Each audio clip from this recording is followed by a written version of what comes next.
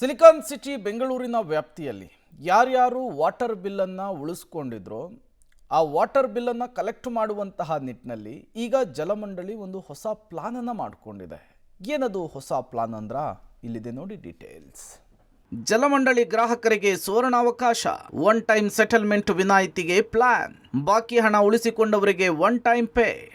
ಹೌದು, one time settlement ವಿನಾಯಿತಿ ಕೊಡುವುದಕ್ಕೆ ಜಲಮಂಡಳಿ ಮುಂದಾಗಿದೆ. ಸಂಚಾರಿ ಪೊಲೀಸರ ರೀತಿ ಜಲಮಂಡಳಿಯಿಂದ ವಿನಾಯಿತಿ ನೀಡಲು ನಿರ್ಧರಿಸಲಾಗಿದೆ. ಕಾವೇರಿ ನೀರಿನ ವಿಳಂಬ ಶುಲ್ಕ ಮತ್ತು ಬಡ್ಡಿ ಮೇಲೆ ಸಂಪೂರ್ಣ ವಿನಾಯಿತಿ ನೀಡಲಾಗಿದೆ.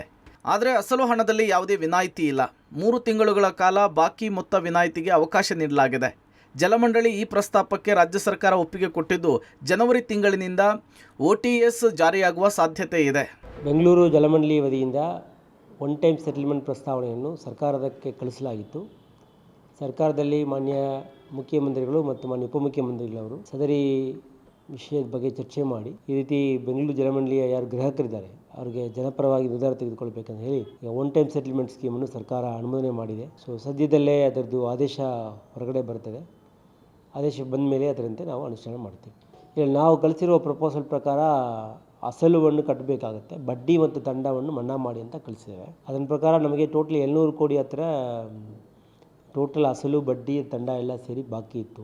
ಈಗ ಅದರಲ್ಲಿ ಬಡ್ಡಿ ಮತ್ತು ದಂಡವನ್ನು ಕಟ್ ಮಾಡಿದರೆ ಹತ್ತಿರ 420 ಕೋಟಿ ರೂಪಾಯಿ ನಮಗೆ ಇನ್ಕಮ್ ಬರಲಿಕ್ಕೆ ಚಾನ್ಸಸ್ ಇದೆ. ಮತ್ತು ಇದು ಕೇವಲ 3 ತಿಂಗಳ ಕಾಲ ಮಾತ್ರ ಜಾರಿಯಲ್ಲಿದೆ. ಅಷ್ಟರೊಳಗೆ ಜನ ಅಪ್ಲೈ ಮಾಡ್ಕೊಳ್ಬೇಕಾಗುತ್ತೆ. ಅಕಸ್ಮಾತ್ ಅವ್ರು ಮಾಡದೇ ಇದ್ದರೆ ನಾವು ಮುಂದಿನ ಕಾನೂನು ಕ್ರಮ ತಗೊಳ್ತೀವಿ. ವಿಶ್ವದಲ್ಲಿಯೇ ಅತಿ ವೇಗವಾಗಿ ಬೆಳೀತಾ ಇರುವ ನಗರಗಳಲ್ಲಿ ಒಂದಾಗಿರುವ ಬೆಂಗಳೂರಿನಲ್ಲಿ ಜಲಮಂಡಳಿಯು 11.14 ಲಕ್ಷ ನೀರಿನ ಸಂಪರ್ಕಗಳನ್ನು ಕಲ್ಪಿಸಿದೆ. ನಗರದ 1.55 ಕೋಟಿ ಜನರ ಬಾಯಾರಿಕೆ ನೀಗಿಸ್ತಿದೆ. 100 ಕಿಲೋಮೀಟರ್ ದೂರದ ಕಾವೇರಿಯಿಂದ ನೀರು ತರ್ತಾ ಇರುವಂತಹ ಜಲಮಂಡಳಿಗೆ ನೀರು ಮತ್ತು ಒಳಚರಂಡಿ ಶುಲ್ಕವೇ ಆದಾಯದ ಪ್ರಮುಖ ಮೂಲವಾಗಿದೆ. ಆದರೆ ಕೇಂದ್ರ ಮತ್ತು ರಾಜ್ಯ ಸರ್ಕಾರದ ಇಲಾಖೆಗಳು ವಸತಿ ಮತ್ತು ವಾಣಿಜ್ಯ ಕಟ್ಟಡಗಳಿಗೆ ನೀರಿನ ಸಂಪರ್ಕ ಪಡೆದಿರುವ ಸಾರ್ವಜನಿಕರು ಸಮರ್ಪಕವಾಗಿ ಶುಲ್ಕವನ್ನು ಪಾವತಿಸ್ತಾ ಇಲ್ಲ. ಇದರಿಂದ ಜಲಮಂಡಳಿಯು ದೈನಂದಿನ ನಿರ್ವಹಣೆಗೆ ಹಣವನ್ನು ಹೊಂದಿಸಲಿಕ್ಕೆ ಪರದಾಡ್ತಿದೆ.